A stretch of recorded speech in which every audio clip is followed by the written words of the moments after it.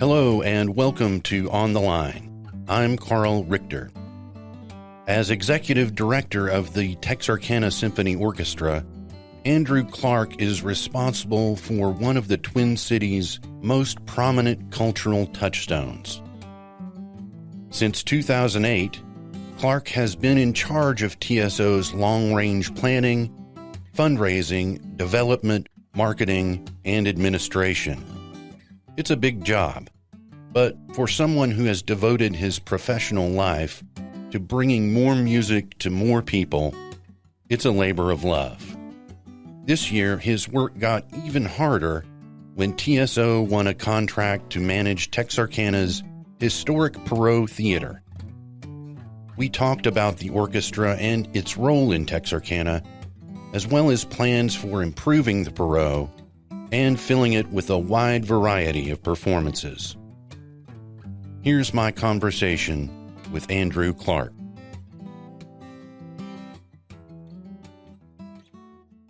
Good morning. Thanks for coming in today and braving a rainy morning to come to the studio. Thank you for having me. So, first of all, I need to confess a little ignorance. I think I'm not the only person who doesn't really understand how TSO works. Okay. So who are the musicians? Where do they come from? Sure. So TSO is a professional symphony orchestra. All of our musicians are professionals. Majority of them play for many orchestras in the area, which is actually the way that most young musicians coming out of grad school right now are assessing how they can have a career. Used to be that the big symphonies like Chicago and New York, you could audition, get a spot, and keep it for life, and that's changing. And the majority of orchestras in America are the size of the Texarkana Symphony Orchestra, about a $500,000 to $600,000 budget orchestra. And so our musicians live from as far away as Tulsa and Houston. We occasionally actually bring them in from St. Louis and even from West Virginia occasionally if needed. Majority of them live within this area, within a 120-mile radius. And they make their living by playing for all of these various orchestras. Ours, the Arkansas Symphony, the Shreveport Symphony, the East Texas Symphony, the Tulsa Symphony, the Northwest Arkansas Symphony. That's how they make their living, by putting all of those seasons together. So it makes all those orchestras, and folks like me, the executive director, have to coordinate all of our schedules. But wow, that sounds like a real challenge. It is. It can be, but fortunately we all work together really well. And the musicians really support what we all do, and a lot of them love Texarkana. They choose Texarkana over the others some, and that's a great thing. We have a core of those musicians, about 20 of them, that play with us in just about every concert. Mm-hmm. There are principals, so like the first chair, if you remember from band and in school, they're the first chair players, and so they are our constant. And then the down stand, or the other filling out of musicians, is often there's a mix that rotates in and out. We might not always have all the same people at every concert, but what's the total number? So that depends actually on the repertoire. So if we're playing a Baroque piece, we only need about 25 to 30 on stage. Our average is 54 musicians on stage.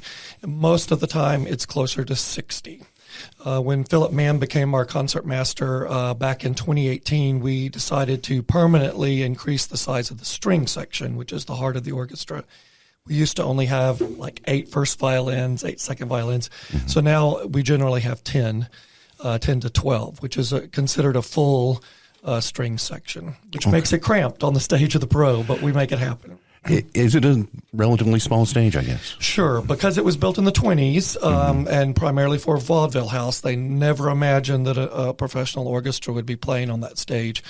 So it has its limitations for us. The great thing is that the theater made an investment in some stage extensions. So there's an extension that thrusts out into the audience over the orchestra pit, which is really small. Mm-hmm. And that provides extra space. In fact, last year during COVID, we had the full stage extension out, and we basically removed all the side wing curtains in the theater and used every square inch to be able to perform. Just to spread people out. Yeah, to spread people out.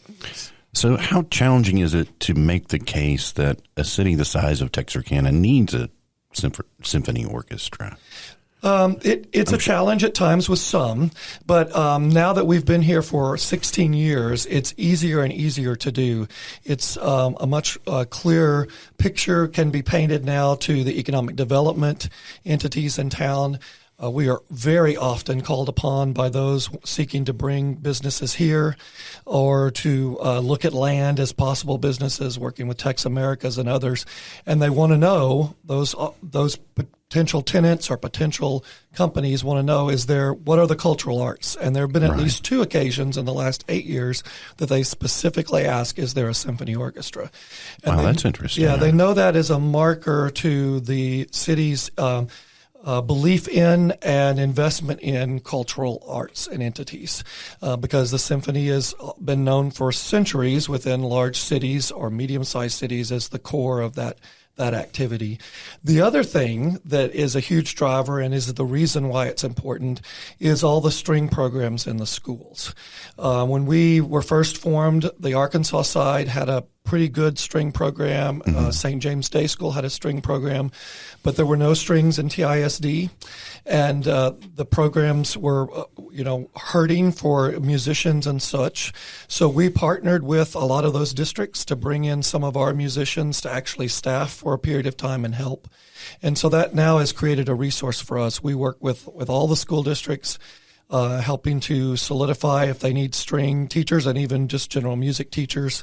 And we have partnerships and curriculums that we work with those music teachers. A great one we're starting is this year with Carnegie Hall. It's called a link-up program used throughout the world and provides a curriculum and a way that our student concerts aren't just field trips now. They'll be interactive things where the kids actually get to play or sing or move. And so we're introducing that this year. We tried to do it last year, but COVID upset the apple cart there. Yeah. But that's one of the big things. There's not a month that goes by that we don't get a couple of calls in our office. Hey, I've been transferred here. My kids were in the orchestra program at a school. What is there an orchestra program? And the answer is there are now in the majority of the schools. There's a string program. And then our youth symphony, which we were able to form in the second year, from the grant that the Junior League gave us back in 2007, that 100th anniversary grant, provides that ensemble where wind and brass and percussion and strings can all play together. And that ensemble rehearses and meets at TISD at Texas High, is under the direction of our longtime youth symphony director, Steve Bennett. But the kids that are in it come from all over, far away as Mena and Mount Pleasant. Oh, wow. And so they draw from everywhere. And it's really the only ensemble of its kind. You'd have to go to Shreveport to find any other ensemble of its kind. So once again, Texarkana, the regional hub for lots of different things. Yes. So how has this business changed and evolved since you've been doing this? I guess you could call it the community classical music world? Yes. So I had lived in Texarkana in the late 90s and early 2000s and moved away. And they asked me to apply for the ED job when they started looking for someone. So I've been back since 2008. And really in 2008, as we may all remember, there was a downturn in the economy.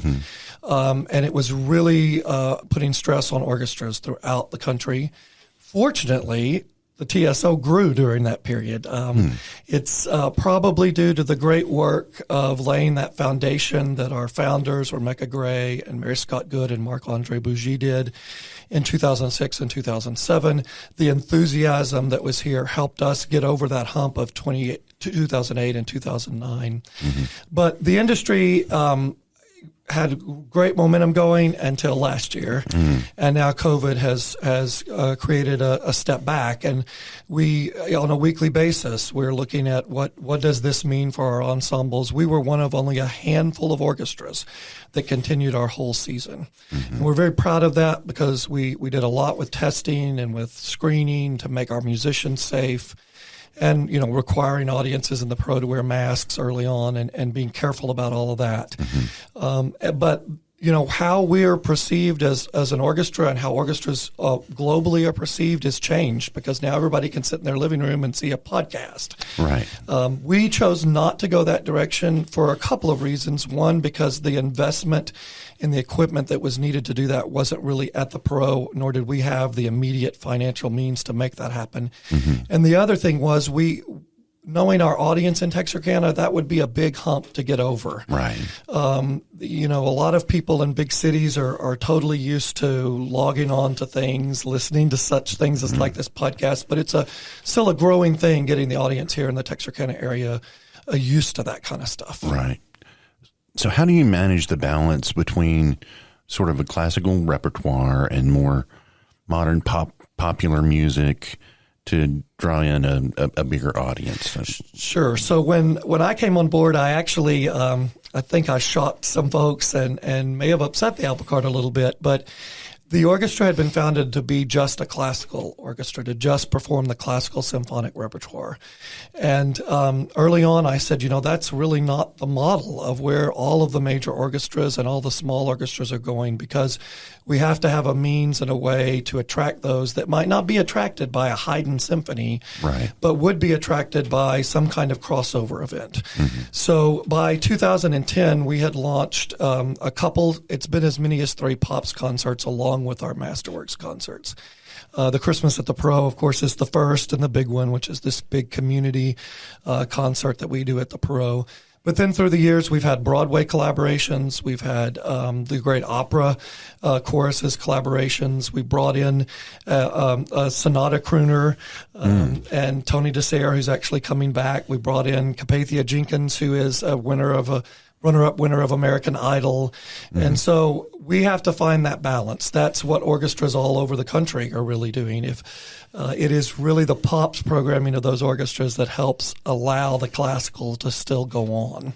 And they feed each other. Mm-hmm. I mean, the musicians sometimes complain about having to play the pop stuff, but I wonder if there's any eye rolling going on there. There is occasionally. Now, if it's John Williams, if it's the great film scores of our era, they really like that, because that's challenging literature that's even more challenging than some orchestral scores in the classical vein. But it really provides a means to invite people that might not otherwise ever come to the symphony.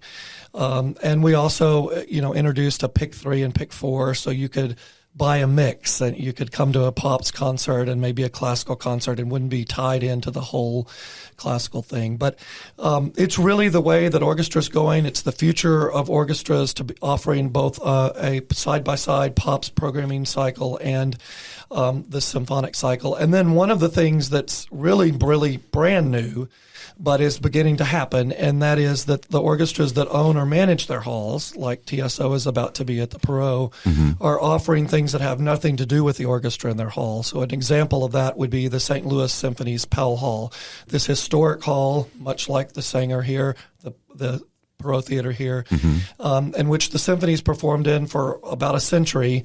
And they realized they couldn't let it be dark all the time. And so they started a film series in it where you could go and just see a film in the historic Powell Hall. And so these are the kinds of things we have to maximize, the potential for revenue to keep the art itself going.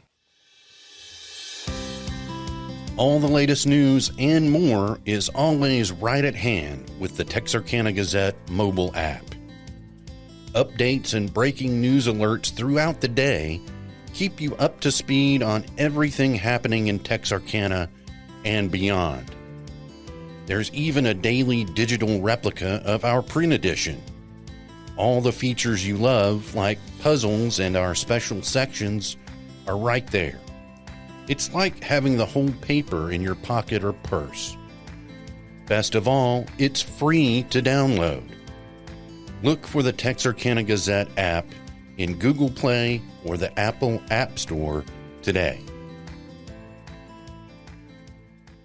You're a musician yourself. I gather you studied organ performance. Yes, isn't that right? My undergraduate degree was in organ performance, and my master's degree from North Texas is in musicology. So do you still get to play? Yes, I'm the organist at St. James Episcopal Church. Okay. Downtown Texarkana. Now, I confess I don't know is there an organ in the Perot Theatre? There used to be, actually. Okay. And when I lived in Texarkana in the late 90s, I actually got to be a part of recovering that. I was teaching at Texarkana College and the music director at First Presbyterian here at the time, and we were in the throes of putting a new organ at First Presbyterian. And so the executive director of track at the time, Ruth Ellen Witt, called myself and Rebecca Gray, who's the only people that she could think of that do a lot about organs at the time, and said, this gentleman has called wanting to donate or give or sell the original organ that was in the theater and was removed apparently around the time that Paramount took over in 1931. Okay. And the gentleman lived in Palestine, Texas. Right. And so we went to this. It was extremely creepy out in the middle of nowhere with 2-foot tall grass. I came away with chigger bites all over me. And we discovered that most of the pipework, most of the toy traps, theater organs have lots of percussion instruments, really, that make noises and sounds. Because in the silent film era, they had to have that. It was a whole sound effects. Yeah, so horns technology. and bells and all those things that could make all those sounds. And I had the opportunity as a child, I grew up in St. Louis, to play the organ at the big Paramount Theater in St. Louis. So I knew a little bit about theater organs and what to expect. But the organ wasn't playable when we got there. It was just mainly parts. And I recognized right away the console, which is the keyboard part of the organ, was not original. And so after some investigation, actually spending a little bit of money to bring in a theater organist enthusiast from the Chicago area, we discovered that the console that he was trying to give us was actually not the original console. The original console had burnt up in his house in Dallas. Oh, wow. But the pipework was original. And so that was all recovered. It was myself, Rebecca Gray, and the music director at St. James at the time, Charles Rigsby, who went down to Palestine with some other city employees at the city of Texarkana, Texas, recovered all the pipework. It went to one storage place in the city for a few years, but now it's stored in the tunnel underneath the theater. You can actually go down and see the pipes in the very back of the tunnel. It would take well over $1 million to $2 million to restore it.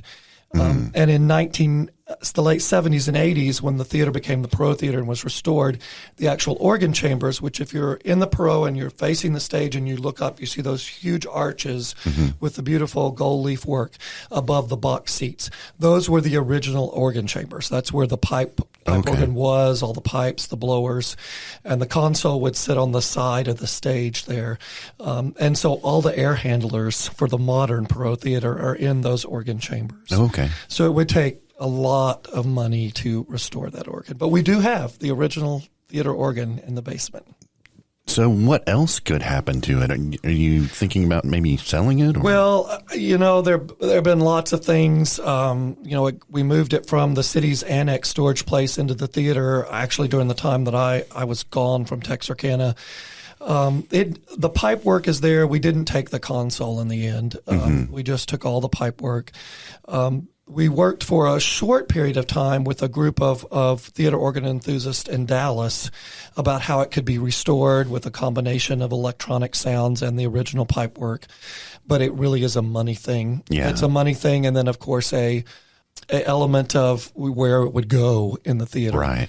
And then the other thing is, it's interesting to me when I read all the history about the theater, particularly as they've been going through files this summer, it talks about that it was considered a grand and large instrument. Well, it might have been grand and large for Texarkana at the time. Oh, for that type of theater. Yeah, or for that type of theater. But in reality, it was only about 6 ranks. So a pretty small theater organ in the theater world aspect of things. But obviously more than enough to make the silent film era in Texarkana happen. What's the biggest one you've ever played? The Paramount in St. Louis, which is, it's a 5-manual, huge Wurlitzer organ from the 1920s and 30s. The kind that really rattles. Yeah, the kind that has the hydraulic lift that you could come out from underneath the stage, playing the whole toccata and fugue and D minor. Right. business and make it so exciting. But yeah, that's probably the largest I've played. The second largest would be the Masonic Lodge Temple in St. Louis, which had a very large organ for their ceremonies. Well, that must have been thrilling. It was. I was a college student. It was lots of fun. So let's talk about the Perot a little bit. Sure. I want to get to some of the specifics for what you guys have planned. But first of all, what's sort of the mission statement? What are the principles underlying what you guys want to do with the theater? So we have maintained that it's a new day at the theater, and it's a new day in a lot of different areas. There's lots of challenges for the Perot Theater. Mm-hmm. Some of the basic ones we're beginning to take care of this summer. The other challenge is that, it has its original hemp-based a structure in the back. And so it does limit to a regard a lot of the traveling shows, not as much maybe as we have talked about it limiting, but there's a lot of work that needs to go on in the Perot to make it ready for the modern times and the modern performing era. So you're talking about just being able to get sets into the building, that sort of thing. Most of the major people ask all the time, why do we not have the major Broadway stuff? Why does it not come here? And we can get down tier Broadway stuff, and we certainly intend to bring that back. But some of the big stuff, like getting Hamilton or something like that in Texarkana, will always be a stretch because those shows weigh so much. Their scenery weighs so much that they require a steel frame grid in the back. And right now ours is wooden and hemp based. Oh, wow. From the 1920s. And until we can update that, which is a major project that the city's aware of, we as the new managers are aware of, and one of our priorities is to begin the process of looking at what kind of capital campaign needs to happen to make that happen. But until that can be done, it limits the size of those Broadway type of productions. Right. Now, that does not limit there being activity in there. As the symphony, we had really become the most consistent and user of the theater outside of the dance studios that used it in the summer. And so we said, this, and the city has said for many years, it's dark too much. And so our goal is to eventually have it open and having something in the theater 3 out of every 4 weeks in a month. Now, it may take us a year or so to get to that goal because COVID changed everything. And now this, resurgence of a Delta variety is making it tough even this fall.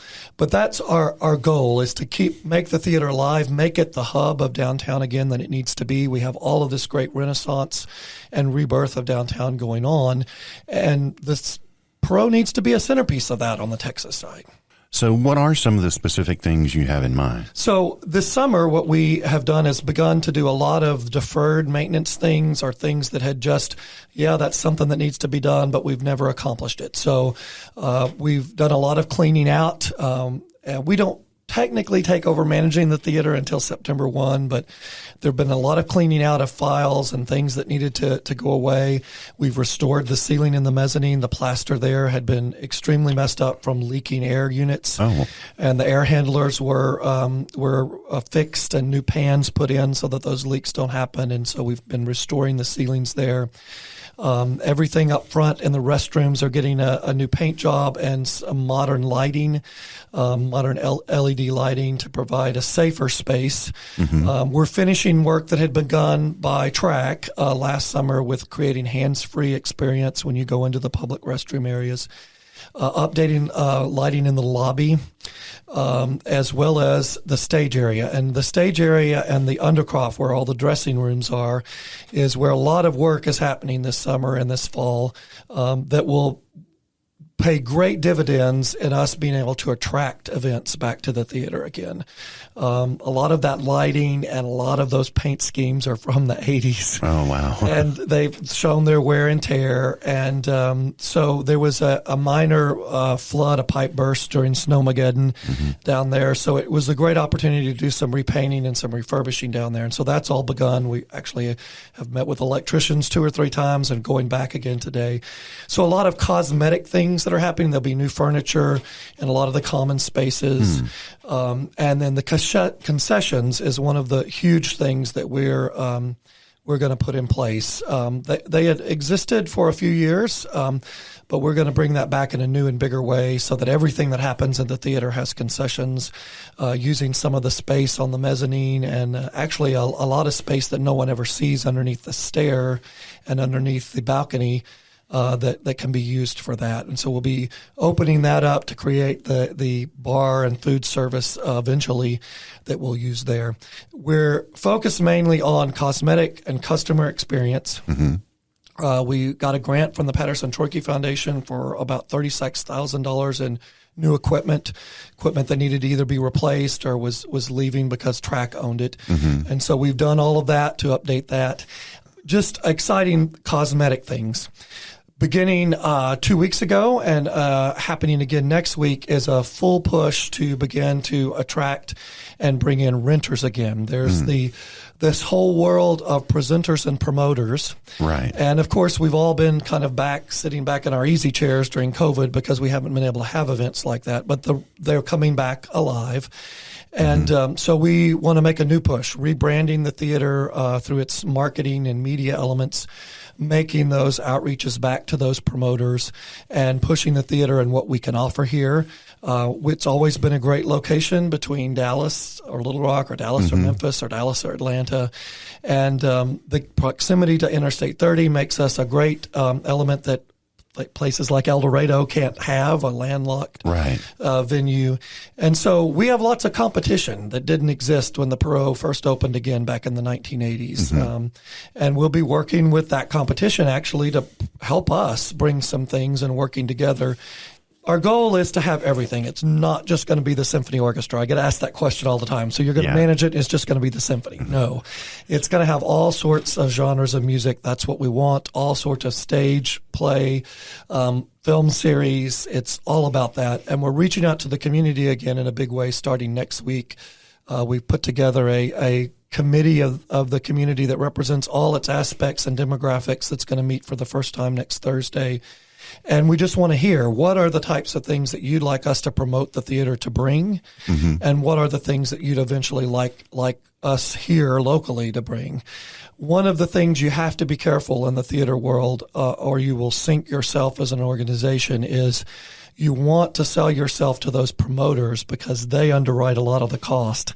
Oh, I see. And they become renters that fuel your economy in the theater. Whereas if you're just locally producing everything, there's huge overhead. Right. And that's where communities like us could lose our shirt as organizations managing the theater if we're not careful. So we're talking about speakers, comedians, stage plays, Broadway, rock concerts, all of it. There's upgrades that occurred in the theater to be able to show films. You've seen that in the holiday traditions that they've done for the last couple of years. We're going to actually bring some new life to that and make them thematic and have a series of films that are thematic that hopefully will bring people down and experience what it was like once as the Paramount Theater to see a movie in the theater. And so we think that, there's a lot of niche audiences in our society today. We're also... There's so many ways we can spend our leisure time, and so we have to think in different strategic ways about how to make that happen. One of those things is to not be in a silo and be just the organization picking out what's going to happen, but actually getting feedback about the ticket buyers, the people that might come to those. So is there sort of a grand opening in mind? What's going to be the first thing? So we actually had the potential of a renter, and we're still waiting to see if that'll happen, which would be a great grand opening that would happen in the second week of October. If that doesn't come through, and the fear of that is the COVID resurgence, which may happen, then the first big opening with us as managers will be the symphony concert on October the 16th. Now, don't hold me to that, okay? Because there's some other things we're planning in our back pocket that may take place right before that. But the planning's not all done, so I don't want to talk about that. But yes, there'll be many opportunities. One of the things that we've done this summer is just bring people into the theater, and lots of folks who've never been in those areas underneath or the storerooms or the offices on the third floor who just want to see that. And we've hired a new marketing director, and she begins next week. And one of the things we'll be using our social media outlets to do is tell the story of all of that. Right. It's been told before, probably 40 years ago, but a lot of our community doesn't realize what a gem it is, and what the neat places are about it and the neat history behind it. Was it Architectural Digest recently did that? I think so. I don't exactly remember, but the steel iron I-beam that holds the entire balcony up was the largest west of the Mississippi in the 20s, and just lots of unique things that the audience never really sees unless you take a tour. And so with modern social media, there's a way to begin to tell that story. So what's going to be in that first concert? So that first concert actually features a performer who is the concertmaster of the Royal Scottish Orchestra in the UK. She'll be coming over to perform with us, Sharon Rothman. And our series this year, we always give a thematic series to the symphony season. And Philip Mann picked a series of Texarkana Together. And we were interested in what does it look like post-COVID? What does coming back together and coming together look like? And so each of the concerts features something to do with that. And also things that picked up on a lot of the political turmoils of the last year. And so that first concert is about heroicism. And so it has Beethoven's Heroic Symphony, which is, of course, has all of its cultural entities, the fact that Beethoven wrote it for Bonaparte, and then Bonaparte turned at the end and crowned himself the emperor, and all the stress and strain that happened in that.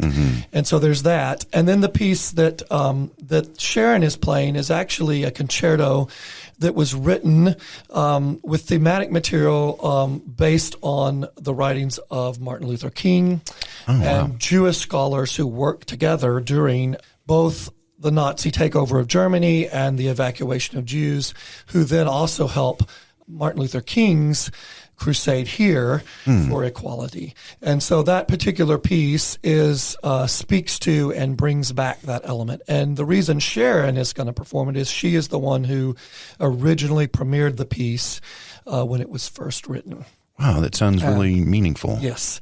And it you have to understand it in the context of the poetry of both Martin Luther King and Joachim Prince, the Jewish scholar and rabbi who worked with Martin Luther King in the 1960s. And so a really unique piece that brings together another element of what we went through as a culture in America last year.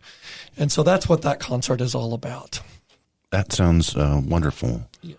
What did I leave out? Is there anything you wish people would ask you that no one ever does?